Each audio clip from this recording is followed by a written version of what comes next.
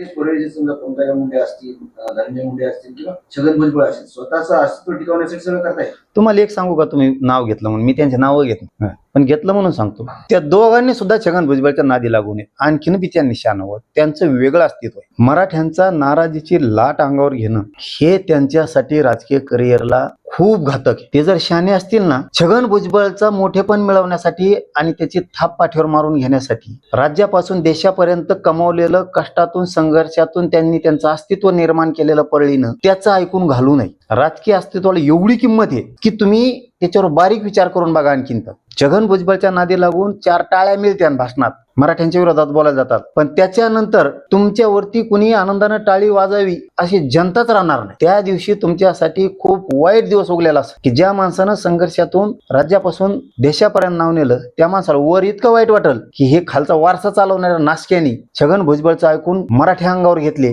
आणि राजकीय अस्तित्व उद्ध्वस्त करून घेतलं. इतका वाईट वारसा यांनी का चालवला याचं उत्तर सुद्धा यांना वरच्या माणसाला द्यायला नसणार.